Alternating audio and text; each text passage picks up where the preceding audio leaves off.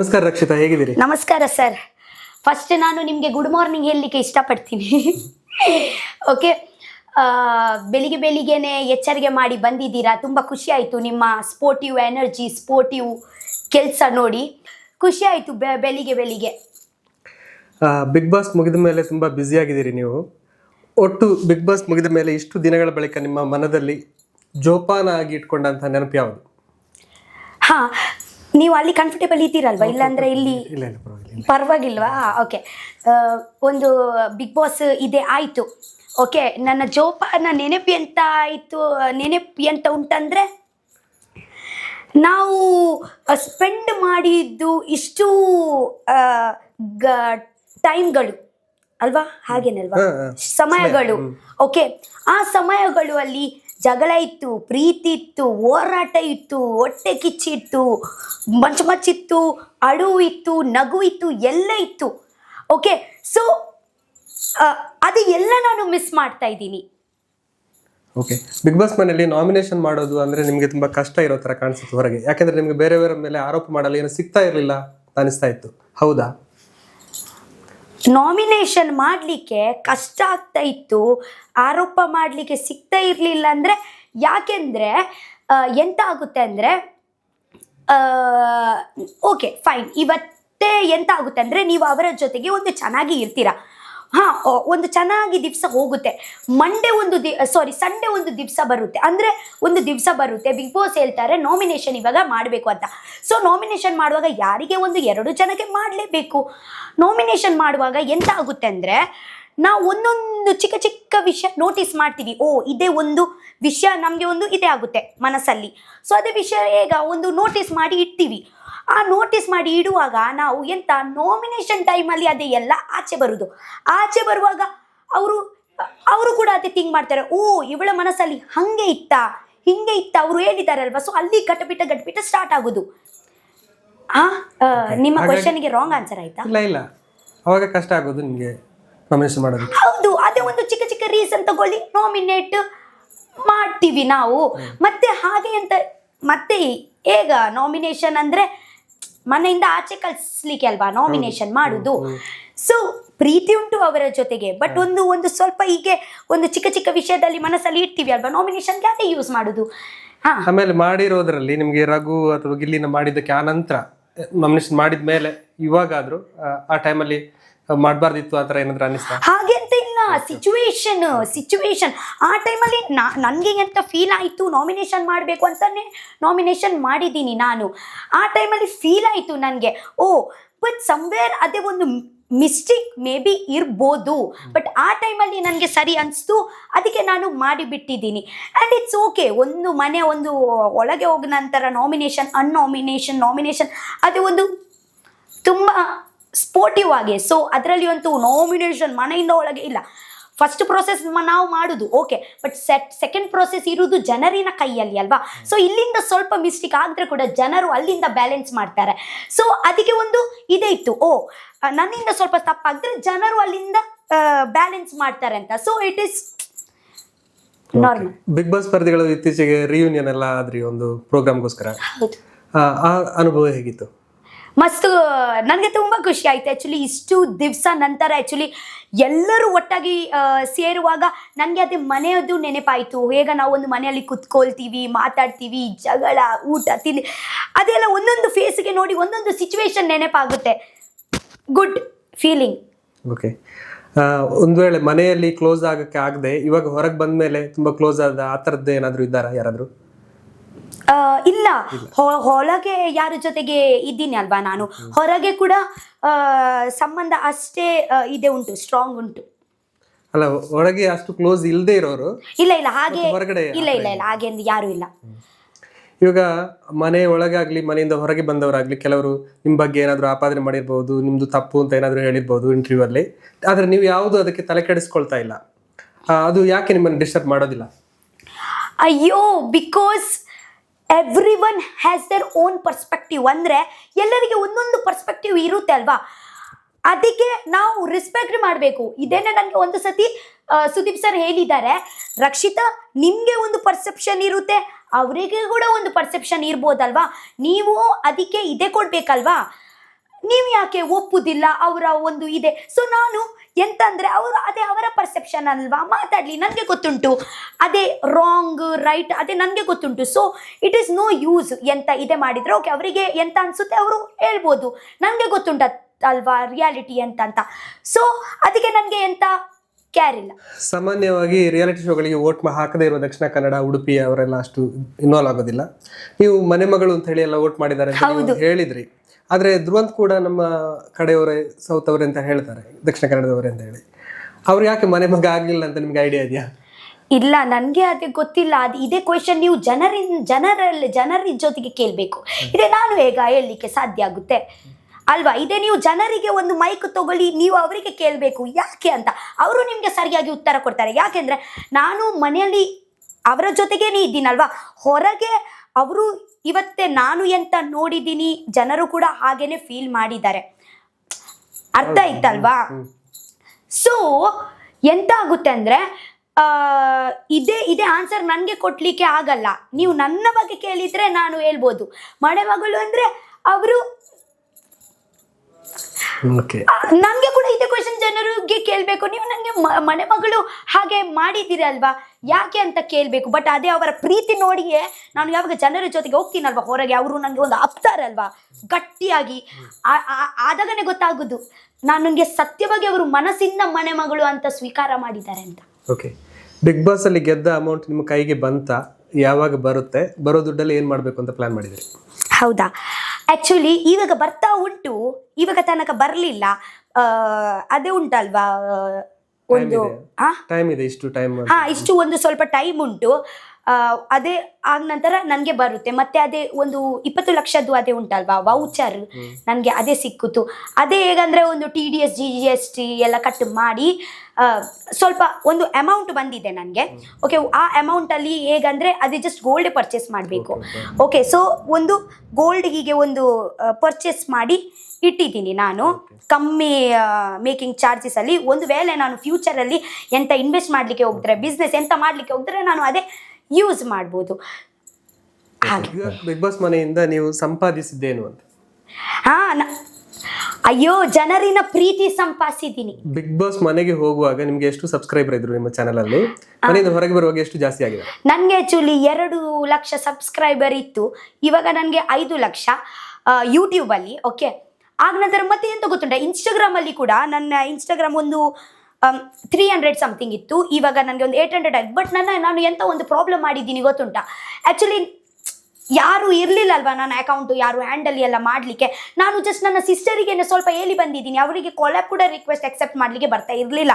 ನಾನು ಒಂದು big boss ಹೋಗುವ ಒಂದು ದಿವಸ ಮುಂಚೆ ಮುನಿ ಹೀಗೆ ಕೊಲಾಬ್ ಹೀಗೆ ಅಕ್ಸೆಪ್ಟ್ ಮಾಡಬೇಕು, ಹೀಗೆ ಮಾಡಬೇಕು, ಪ್ರೆಸ್ ಮಾಡಿ ಅಕ್ಸೆಪ್ಟ್ ಮಾಡು, ಕಲರ್ಸಿಂದ ಯಾವುದು ಕೊಲಾಬ್ ಬಂದರೆ ಅಕ್ಸೆಪ್ಟ್ ಮಾಡು ಅಂತ ನನ್ನ ಸಿಸ್ಟರೇ ಮನೆಯಿಂದ 2 ಫೋನ್ ಅವರಿಗೆ ಕೊಟ್ಟಿದ್ದೀನಿ. ಅವರು ಹೇಗ ಮಾಡಿ ಹೀಗೆ ಮಾಡಿದ್ದಾರೆ. ಮತ್ತು ನನ್ನ ಅಕೌಂಟ್ ವೆರಿಫೈಡ್ ಎಂತ ಆಗಲಿಲ್ಲ, ಎಂತ ಇರಲಿಲ್ಲ. ಜನರಿಗೆ ಕೂಡ ಕನ್ಫ್ಯೂಸ್ ಆಗುತ್ತೆ ಅಲ್ವಾ, ಇವರ ಆ್ಯಕ್ಚುವಲ್ ಅಕೌಂಟ್ ಯಾವುದು ಎಂತ ಇಲ್ಲ. ನನ್ನ ಫ್ಯಾನ್ ಪೇಜ್ ಉಂಟಲ್ವಾ, ಅವರು ಆ್ಯಕ್ಚುಲಿ ವೆರಿಫೈಡ್ ಮಾಡಿದ್ದಾರೆ. ಸೊ ಜನರು ಯಾವಾಗ ಎಂತ ಅನಿಸುತ್ತಾರೆ, ಬ್ಲೂ ಟಿಕ್ ಉಂಟು, ಸೊ ಅದೇ ನನ್ನ ಅಕೌಂಟ್ ಅಂತ. ಸೊ ಅಲ್ಲಿ ನನಗಿಂತ ಜಾಸ್ತಿ ಫಾಲೋವರ್ಸ್ ಇದ್ದಾರೆ, ಅವರಿಗೇನೆ ನನಗಿಂತ ಜಾಸ್ತಿ ಇದ್ದಾರೆ. ಓಕೆ, ಸೊ ನಾನು ಅದೇ ಒಂದು ಎಂತ ಆಯಿತು ಅಂದರೆ, ನಾನು ಹ್ಯಾಂಡಲ್ ಯಾರಿಗೆ ಇಲ್ಲ, ನನ್ನ ಯೂಟ್ಯೂಬ್ ಆಗಲಿ ಹಿಂಗೇನೆ ಇತ್ತು. ಯಾಕೆಂದರೆ ಅರ್ಥ ಆಯ್ತಲ್ವ ನಿಮಗೆ, ಯಾರು ಅಷ್ಟು ನಾನು ಎಂತ ಯೋಚನೆ ಮಾಡಿ ಎಲ್ಲ ಹೋಗ್ಲಿಲ್ಲ ನಾನು. ಆಗ ನಂತರ ಇನ್ಸ್ಟಾಗ್ರಾಮಲ್ಲಿ 300 ಇತ್ತು, 800 ಆಯಿತು. ಸೊ ಇವಾಗ ಗೆಸ್ಟ್ ಆಗಿ ಹೋಗ್ತಾ ಇದ್ರಿ ಎಲ್ಲಿ? ಅಲ್ಲ, ಬೇರೆ ಬೇರೆ ಕಡೆ ಪ್ರೋಗ್ರಾಮ್ಗೆ ಹೋಗ್ತಿದ್ರಲ್ಲ, ಅಲ್ಲಿ ನಿಮ್ಗೆ ಗೌರವಧನ ಏನಾದ್ರು ಕೊಡ್ತಾರಾ? ಹೌದು, ಎಲ್ಲ ಇವೆಂಟ್ ಅಲ್ಲಿ ಗೌರವ ಕೊಡ್ತಾರೆ ನನಗೆ. ಗೌರವಧನ ಅಂದ್ರೆ ನಾನು ಹೇಳಿದ ಪೇಮೆಂಟ್ ತರ? ಹೌದು, ಹಾಗೆ ಪೇಮೆಂಟ್ ಸರ್, ಹಾಗೆ ಅಂತ ಅಂದ್ರೆ ಅವರು ಪ್ರೀತಿಯಿಂದ ಅವರು ಕೊಡ್ತಾರೇನೆ ಅಲ್ವಾ. ಅಂದ್ರೆ ನಾವು ಕೂಡ ನೋಡಿ, ಇವತ್ತೇ ನಾನು ಇಲ್ಲಿ ಇದ್ರೆ ಅಲ್ಲಿ ಹೋಗುವಾಗ ನನಗೆ ಕೂಡ ಇಲ್ಲಿಂದ ಅಲ್ಲಿ ಹೋಗ್ಲಿಕ್ಕೆ ಒಂದು ಖರ್ಚಿ ಎಂತ ಆಗುತ್ತೆ ಅಲ್ವಾ. ನನ್ನ ಕೂಡ ಹೇಗಂದ್ರೆ ನಾನು ದುಡಿಯುವುದೇ ಮೊಬೈಲಲ್ಲಿ, ಯೂಟ್ಯೂಬ್ ಅಲ್ಲಿ. ಬಟ್ ಆ ಟೈಮಲ್ಲಿ ಎಂತ ಆಗುತ್ತೆ, ನಾನು ಒಂದು ಈವೆಂಟ್ಗೆ ಎಲ್ಲ ಹೋಗುವಾಗ ನನಗೆ ಯೂಟ್ಯೂಬ್ ವಿಡಿಯೋಸ್ ಎಲ್ಲ ಮಾಡ್ಲಿಕ್ಕೆ ಆಗಲ್ಲ. ಇವಾಗ ಇಂಟರ್ವ್ಯೂಸ್ ಆಗಲಿ, ಈವೆಂಟ್ಸ್ ಆಗಲಿ, ಅಲ್ಲಿ ಹೋಗುವಾಗ ಇದ್ರೆ ನನಗೆ ದುಡಿಲಿಕ್ಕೆ ಆಗಲ್ಲ ಅಲ್ವಾ ಯೂಟ್ಯೂಬ್ ಇಂದ. ಮತ್ತೆ ಯೂಟ್ಯೂಬ್ ಇಂದ ದುಡಿಲಿಲ್ಲ ಅಂದ್ರೆ ನನ್ನ ಹೋಮ್ ಲೋನ್ ಉಂಟು. ಮನೆಯ ಖರ್ಚು ಉಂಟು, 2 ಮನೆ ಉಂಟು, ಅಲ್ಲಿ ಮೇಂಟೆನೆನ್ಸ್, ಊರಿನ ಮೇಂಟೆನೆನ್ಸ್ ಆಗಲಿ, ನನ್ನ ಮಕ್ಕಳು ಎಲ್ಲ ಇದ್ದಾರೆ, ಅಂದರೆ ನನ್ನ ನಾಯಿ ಬೆಕ್ಕು ಎಲ್ಲ ಉಂಟು, ಅವರಿಗೆ ಊಟ ಆಗಲಿ, ನನಗೆ ಒಂದು ಊಟ ಆಗಲಿ. ನಿಮಗೆ ಕಾಣಿಸುತ್ತೆ ನಾನು ಒಬ್ಬರೇ ಅಂತ, ಬಟ್ ನನ್ನ ಮನೆಯಲ್ಲಿ ಬಂದರೆ ನನ್ನ ಸ್ವಲ್ಪ ಕುಟುಂಬ ಸ್ವಲ್ಪ ದೊಡ್ಡ. ಸೊ ಅದಕ್ಕೆ ಹೇಗಂದ್ರೆ ನನ್ನ ಅಜ್ಜಿ ಅವರು ಇದ್ದಾರೆ. ನಿಜವಾಗಿ ಕೊಡ್ಬೇಕು, ಎಲ್ಲಾದ್ರೂ ಮಿಸ್ ಆಗ್ತಾ ಇದೆಯಾ ಅಂತ ಅದಕ್ಕೆ ಕೇಳಿದೆ ನಾನು. ಯೂಟ್ಯೂಬರ್ ಆಗಿ ಬಂದಿದ್ದೀರಿ, ಹೌದು ಅದೇ ನೋಡಿ, ಅದೇ ಹೌದು ಅದೇ ಎಂತ ಅಂತ ಹೇಳ್ತೀವಿ ಅಂದ್ರೆ, ನೀವು ಅಂದ್ರೆ ನೋಡಿ ಸರ್, ಹೇಗಂದ್ರೆ ಹಣ ವಿಷಯ ಯಾವಾಗ ಹಾಗೆ ಮಾತಾಡ್ಲಿಕ್ಕೆ ಇದೇ ಆಗಲ್ಲ. ಅದೇ ಅವರ ಪ್ರೀತಿಯಿಂದ ಅವರು ಕೊಟ್ರೆ ನಾವು ತಗೊಳ್ತೀವಿ, ಮತ್ತೆ ಹಾಗೆ ಎಂತ ಇದ್ರೆ ಅವರು ಕೇಳ್ತಾರೆ ಮುಂಚೆಯಿಂದ. ಸೊ ನಾವು ಒಂದು ಹೇಳಿದ್ರೆ ನಿಮ್ಮ ಪ್ರೀತಿಯಿಂದ ಎಷ್ಟು ಇದೆ ಆಗುತ್ತೆ ನೀವು ಕೊಡಿ ಅಂತ ಹಾಗೆ. ಆ್ಯಂಡ್ ಇದೇ ಅಂತ ಇದೇ ಮಾಡಲ್ಲ. ಯಾಕೆಂದ್ರೆ ಸರ್, ಯಾಕೆಂದ್ರೆ ನಿಮ್ಗೆ ಅರ್ಥ ಆಯ್ತಲ್ವಾ, ಇದೇ ನನ್ನ ಊಟ, ಮೊಬೈಲ್ ಯೂಟ್ಯೂಬೇ ನನ್ನ ಊಟ, ಬೇರೆ ಎಲ್ಲೋ ನನಗೆ ಇನ್ಕಮ್ ಬರಲ್ಲ. ಇವತ್ತೇ ಯೂಟ್ಯೂಬ್ ಮಾಡ್ಲಿಕ್ಕೆ ಆಗ್ಲಿಲ್ಲ ಅಂದ್ರೆ ನಾನು ಈವೆಂಟ್ಸ್ಗೆಲ್ಲ ಹೋಗುವಾಗ ಅಲ್ಲಿಂದ ಸ್ವಲ್ಪ ಮ್ಯಾನೇಜ್ ಆಗುತ್ತೆ, ಹಾಗೆ ಗೊತ್ತಾಯ್ತಾ. ಎಂತ ಯಾವ್ದು ಫೀಸ್? ಹಾ, ಕಸಿನ್ಸ್ಗೆ ಸ್ವಲ್ಪ ಅಂದ್ರೆ ನನ್ನ ಹೇಗಂದ್ರೆ ನನ್ನ ಕುಟುಂಬ ಸ್ವಲ್ಪ ದೊಡ್ಡ. ನಾವು ಹೇಗಂದ್ರೆ ಜಾಯಿಂಟ್ ಫ್ಯಾಮಿಲಿ, ಬಟ್ ಅವರು ಸ್ವಲ್ಪ ಇರುವುದು ಅಲ್ಲಿ ಅಂದ್ರೆ ಅವರು ಅಷ್ಟು ಇದೆ ಅಲ್ಲ, ರಿಚ್ ಫ್ಯಾಮಿಲಿ ಅಲ್ಲ. ಒಂದು ನಾಗಾರ್ಜುನ ಆಗ್ಲಿ ಹಾಗೆ ಒಂದು 10-15 ಸಾವಿರ ಸಂಬಳ. ಸೊ ಇವತ್ತು ಈ ಕಾಲದಲ್ಲಿ 10-15 ಸಂಬಳ ಎಂತ ಆಗುತ್ತೆ? ಹಾ, ಸೊ ಅಲ್ಲ, ನೀವು ತುಂಬಾ ಇದ್ ಮಾಡ್ತಿದ್ದೀರಿ, ಸೇವೆ ತರ ಎಲ್ಲ ಮಾಡ್ತೀರಿ ಅಂತ ಗೊತ್ತು, ನೀವು ಹೇಳ್ಕೊಳ್ಳೋದಿಲ್ಲ ಅಂತಾನು ಗೊತ್ತು. ನೀವು ಎಲ್ಲಿ ಮನೆಗೆ ಎಲ್ಲಿ ದುಡ್ಡು ಹಾಕಿದ್ರಿ ಅದನ್ನ ಯಾವಾಗ್ಲೂ ಬಾಯ್ ಬಿಟ್ಟು ಹೇಳಿಲ್ಲ ಅಂತ ಹೇಳಿ ನಿಮ್ಮ ವ್ಲಾಗರ್ ಅಭಿಮಾನಿಗಳೆಲ್ಲ ಹೇಳ್ತಾ ಇರ್ತಾರೆ. ಇಲ್ಲ, ನಿಮ್ಮ ಖರ್ಚಿನ ಬಗ್ಗೆ ಖಂಡಿತ ಮಾತಾಡಿದ್ದಲ್ಲ. ಯಾಕಂದ್ರೆ ಸೆಲೆಬ್ರಿಟೀಸ್ಗೆ ಹೇಗೂ ಗೊತ್ತಿರುತ್ತೆ, ಆರ್ಟಿಸ್ಟ್ಗಳಿಗೆ ಕರೆದು ದುಡ್ಡು ಕೊಡೋದು ಎಲ್ಲರಿಗೂ ಗೊತ್ತಿರುತ್ತೆ. ಆದ್ರೆ ನಿಮ್ಗೆ ಎಲ್ಲಾದ್ರೂ ಇದ್ ಮಾಡ್ತಿದಾರ ಅಂತ ಅದಕ್ಕೋಸ್ಕರ ಕೇಳಿದೆ ಅಷ್ಟೇ, ಸಿಗ್ತಾ ಇದೆಯಿಲ್ವಾ ಅಂತ ಅಷ್ಟೇ. ಹಾ ಹೌದು, ಅವರು ಹಾಗೆಲ್ಲ ಅವರು ಕರೀತಾರಲ್ವಾ, ಪ್ರೀತಿಯಿಂದ ಕೊಡ್ತಾರೆ. Okay, thank you. ಆಮೇಲೆ ನಿಮಗೆ ಕನ್ನಡದಲ್ಲಿ ಮಾತುಗಳು ಸರಿಯಾಗಿ ಬರದೇ ಇದ್ರೆ ಅದಕ್ಕೆ ಒಂದು ವಿನಾಯಿತಿ ಇದೆ. ಯಾಕಂದ್ರೆ ನಿಮ್ಮ ಮಾತೃಭಾಷೆ ತುಳು, ಬೆಳೆದಿರೋದು ಮುಂಬೈನಲ್ಲಿ ಮತ್ತು ಈಗಷ್ಟೇ ಕನ್ನಡ ಕಲಿತಿದ್ದೀರಿ. ಆದ್ರೆ ಗ್ರಾಜ್ಯುಯೇಟ್ ಆಗಿಯೂ ಇಂಗ್ಲಿಷ್ ಮಾತಾಡಲ್ಲ ಯಾಕೆ? ಅದು ಕೂಡ ಬಿಗ್ ಬಾಸ್ ಮನೆಯಲ್ಲಿ ನಿಮಗೆ ಕನ್ನಡ ಪದಗಳೇ ಸಿಗ್ತಿಲ್ಲ ಅಂದಾಗಲೂ ನೀವು ಇಂಗ್ಲಿಷ್ ಬಳಸಿಲ್ಲ ಯಾಕೆ? ನೋಡಿ, ನಾನು ಹೋಗಿದ್ದೀನಿ ಇಂಗ್ಲಿಷ್ ಮೀಡಿಯಂ ಅಲ್ಲಿ, ಜೇವಿಯರ್ಸ್ ಸ್ಕೂಲೇ ಹೋಗಿದ್ದೀನಿ ನಾನು, ಓಕೆನಾ. ನನಗೆ ಇಂಗ್ಲಿಷ್ ಸ್ವಲ್ಪ ಹಾಗೆ ಬರುತ್ತೆ, ಫ್ಲೂಯೆಂಟ್ಲಿ ಹಾಗೆ. ನಾನು ಅಲ್ಲಿ ಕೂಡ ಹೇಗಂದ್ರೆ ನಾನು ಜಾಸ್ತಿ ಮಾತಾಡೋದು ಅಲ್ಲಿ ಹಿಂದಿ ಇಂಗ್ಲಿಷ್ ಸ್ವಲ್ಪ.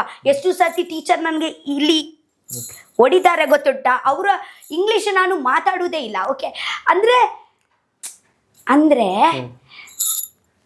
ನನಗೆ ಹೇಗಂದ್ರೆ ಕನ್ನಡ ಯಾಕೆಂದ್ರೆ ನಿಮ್ಗೆ ಗೊತ್ತುಂಟ, ಒಂದು ರೀಸನ್ ನಾನು ಕನ್ನಡ ಬಿಗ್ ಬಾಸ್ ಅಲ್ಲಿ ಬರ್ಲಿಕ್ಕೆ ರೀಸನ್ ಎಂತ ಇತ್ತು ಅಂದ್ರೆ, ಕನ್ನಡ ನಾನು ಫುಲ್ ಆಗಿ ಕಲಿಬೇಕು ಅಂತ. ಆಕ್ಚುಲಿ ನನಗೆ ತುಂಬಾ ಒಂದು ಹೇಗಂದ್ರೆ ನಾನು ಒಂದು 7-6 ಮಂತಿಂದಲೇ ನಾನು ಕನ್ನಡ ಕಲಿತೀನಿ. ಒಂದು ಬ್ಲಾಗ್ಸ್ ಎಲ್ಲ ನೋಡಿ, ಒಂದು ಮೀನು ಮಾರ್ಕೆಟಿಗೆ ಹೋಗುವಾಗ ನಾನು ಕನ್ನಡದವರ ಪಕ್ಕದಲ್ಲಿ ಹೋಗುದು, ಮೀನು ತಕೊಂಡು ಬರುವುದು, ಬೇಕಾದ್ದು ಅಯ್ಯೋ ನನ್ ಹೆಂಗ ಬೋರ್ಡ್ ಬಂದೇ ನಾನು ಹೋಗ್ತಾ ಇದ್ದೀನಿ. ಹಾ, ಬೇಕಂತಾನೆ ಹೋಗ್ತೀನಿ, ಸ್ವಲ್ಪ ಮಾತಾಡ್ಲಿಕ್ಕೆ ಸಿಗುತ್ತಲ್ವಾ ಕನ್ನಡ. ಸೊ ನನಗೆ ಅಲ್ಲಿ ಒಂದು ಅವಕಾಶನೇ ಸಿಕ್ತು ಕನ್ನಡ ಕಲೀಲಿಕ್ಕೆ. ಸೊ ಅಲ್ಲಿ ನಾನು ಯಾಕೆ ಇಂಗ್ಲಿಷ್ ಮಾತಾಡ್ಲಿ? ಹೌದಾ ಇಲ್ವಾ? ಹೌದು. ಕನ್ನಡದಲ್ಲಿ ಅಂದ್ರೆ ನೀವು ಬೇಕಂತಾನೆ ತಪ್ಪು ಮಾತಾಡ್ತೀರಿ ಅಂತ ಆಪಾದ್ರೆ ಬಂತು, ಅದು ಅಲ್ಲ ಅಂತ ನಮಗೂ ಗೊತ್ತು.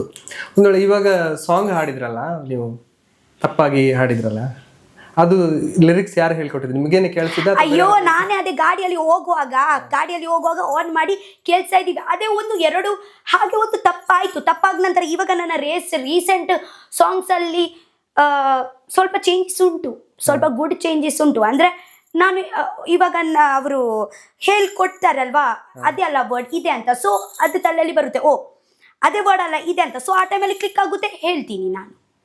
ಇವಾಗ ನಾನು ಕರೆಕ್ಟ್ ಸಾಂಗ್ ಆಡ್ತೀನಿ. ಇವಾಗ ನೀವು ಕೆಲವು ವರ್ಡ್ಸ್ ಇವಾಗ್ಲೂ ತಪ್ಪು ಹೇಳ್ತೀರಿ, ಮೋಸ್ಟ್ಲಿ ಅದು ಕೂಡ ನಿಮ್ಮನ್ನು ಕರೆಕ್ಷನ್ ಮಾಡಿ. ಅದೇ ರಪ ರಪ ಬರುತ್ತೆ ಸರ್. ಅಲ್ಲ, ನೀವು ಕಂಟಿನ್ಯೂ ಆಗಿ ಹೇಳ್ತಿರೋದು ಒಂದು ಚಟುವಟಿಕೆ ಅಂತ ಹೇಳ್ತಿದ್ರಿ, ಆಕ್ಚುಲಿ ಅದು ಚಟುವಟಿಕೆ. ಅದೇ ಎಂತ ಆಗುತ್ತೆ ಅಂದ್ರೆ, ಯೋಚನೆ ಮಾಡಿ ಹೇಳಿದ್ರೆ ಚಟುವಟಿಕೆ ಅದೇ ರಪ ರಪ ಹೇಳಿದ್ರೆ ಚಟುವಟಿಕೆ ಹಾಗೇನೆ ಬರುತ್ತೆ. ಯಾಕೆಂದ್ರೆ ಇವತ್ತೇ ನೋಡಿ, ಎಲ್ಲರೂ ನನಗೆ ಮಿಂಶಾಗೆ ಕೂಡ ಹೇಳ್ತಾರೆ ಅದೇ ನೀ ಮೀಶಾ. ಅದೇ ನಾನು ಒಂದು ಫ್ಲೋ ಅಲ್ಲಿ ಮಾತಾಡುವಾಗ ನೀ ಮೀಶಾ ಅಂತ ಹೇಳಲಿಕ್ಕೆ ನನಗೆ ಅಷ್ಟು ನಾನು ಆಕ್ಚುಲಿ ರಪ ಮಾತಾಡುದು, ಅದೇ ರಪ ಬರುದು ಹಾಗೆ. ಕೊನೆಯದಾಗಿ ಬಿಗ್ ಬಾಸ್ ಸ್ಪರ್ಧಿಯಾಗಿ ಹೋಗಿ ಆಮೇಲೆ ಲವರ್ಸ್ ಆದವರು, ಹೊರಗೆ ಬಂದು ಮದುವೆ ಆದವರೆಲ್ಲ ಇದ್ದಾರೆ. ಒಂದು ವೇಳೆ ನಿಮಗೆ ಒಳಗೆ ಯಾರದಾದ್ರೂ ಸ್ಪರ್ಧಿ ಜೊತೆ ಲವ್ ಆಗಿದ್ರೆ ನಿಮ್ಮ ಮನೆಯಲ್ಲಿ ಏನ್ ಮಾಡ್ತಾ ಇದ್ರು? ಅಯ್ಯೋ, ಹಾಗೆ ನಾನು ಆ ದೃಷ್ಟಿಕೋನದಿಂದ ಯಾರಿಗೆ ನೋಡ್ಲೇ ಇಲ್ಲ ಅಲ್ವಾ? ಇಲ್ಲ ಆಕ್ಚುಲಿ ಒಂದು ವೇಳೆ ಆಗಿದ್ದಿದ್ರೆ, ನೀವು ಹೇಳ್ತಿರಲ್ಲ ನಿಮ್ಮ ಕಲ್ಪನೆ ಹುಡುಗ ಇದ್ದಾನೆ, ಹುಡುಗ ಇದ್ದಿದ್ರೆ ನೀವು ಮನೇಲಿ ಹೇಳ್ತಾ ಇದ್ರ, ನಿಮ್ಮ ಮನೇಲಿ ಯಾವ ರೀತಿ ಪ್ರತಿಕ್ರಿಯೆ ಬರ್ತಾ ಇತ್ತು ಅಂತ? ಅದೇ ನ್ಯಾಚುರಲ್ ಆಗಿ ಪ್ರತಿಕ್ರಿಯೆ ಥರ ಬರ್ತಾ ಇತ್ತು. ಅಂದರೆ ನನಗೆ ಇಷ್ಟ ಆಗಿದ್ರೆ ನನ್ನ ಮನೆಯವರಿಗೆ ಕೂಡ ಗೊತ್ತಾಗುತ್ತೆ. ಅಂದರೆ ಅದೇ ಗೊತ್ತಾಗುತ್ತೆ ಅಲ್ವಾ, ನಮ್ಮ ಒಳಗೆ ಅವರು ನೋಡ್ತಾರೆ, ಅವರು ಕೂಡ ಟಿ ವಿಯಲ್ಲಿ ನೋಡ್ತಾರೆ. ನಾನು ಎಂತ ಫೀಲ್ ಮಾಡಿದರೆ ನನ್ನ ಮನೆಯವರು ಕೂಡ, ಜನರು ಕೂಡ ಫೀಲ್ ಮಾಡ್ತಾರೆ, ರಕ್ಷಿತಾಗೆ ಹಾಗೆ ಅಂತ ಫೀಲ್ ಆಗ್ತಾ ಉಂಟು ಅಂತ. ಸೊ ಒಬ್ವಿಯಸ್ಲಿ ನನ್ನ ಮನೆಯವರು, ಜನರು ನನಗೆ ಸಪೋರ್ಟ್ ಮಾಡ್ತಾರೆ ಆ ವಿಷಯಕ್ಕೆ. ಹಾಗೆ ಅರ್ಥ ಆಯ್ತಾ? ಜನರಲ್ಲ, ಮನೆಯಿಂದ ಸಪೋರ್ಟ್ ಸಿಗುತ್ತಾ ನಿಮಗೆ? ಒಂದ್ ವೇಳೆ ಲವ್ ಮ್ಯಾರೇಜ್ ಆಗೋದಿದ್ರೆ ಸಪೋರ್ಟ್ ಸಿಗುತ್ತಾ ನಿಮಗೆ? ಒಬ್ವಿಯಸ್ಲಿ ಸಿಗುತ್ತೆ. ಲವ್ ಅರೇಂಜ್ ಹಾಗೆ ಎಂತ ಇಲ್ಲ ಸರ್. ಇಷ್ಟಪಟ್ರೆ ಮದ್ವೆ ಆಗುದು, ಅರೇಂಜ್ ಅಲ್ಲಿ ಕೂಡ ಆಗ್ಬೋದು, ನಾನು ಲವ್ ಕೂಡ ಮಾಡ್ಬೋದು ಹಾಗೆ. ಬೇರೆ ಏನಾದ್ರು? ಬೇರೆ ಯಾರು ಎಂತ ಇಲ್ಲ. ನಿಮ್ಮ ಚಾ ತಿಂಡಿ ಆಯ್ತಾ?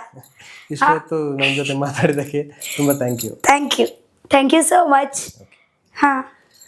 ಡಿಜಿಟಲ್ ಬರಕ್ಕೆ ಮುಂಚೆ ಎಲ್ಲ ಸಿನಿಮಾನೂ ಈ ನೆಗೆಟಿವ್ ಅಲ್ಲಿ ಆಗ್ತಾ ಇತ್ತು. ಸಿನಿಮಾ ಅಂದ್ರೇ ನೆಗೆಟಿವ್ ಅನ್ನೋ ಕಾಲ ಇತ್ತು. ಈಗ ಕಾಲ ಬದಲಾಗಿದೆ, ನೆಗೆಟಿವ್ ಇಂದ ಡಿಜಿಟಲ್ ಆಗಿದೆ, ನೆಗೆಟಿವ್ ನ್ಯೂಸ್ ಇಂದ ಪಾಸಿಟಿವ್ ನ್ಯೂಸ್ಗೆ ಬದಲಾಗಿದೆ.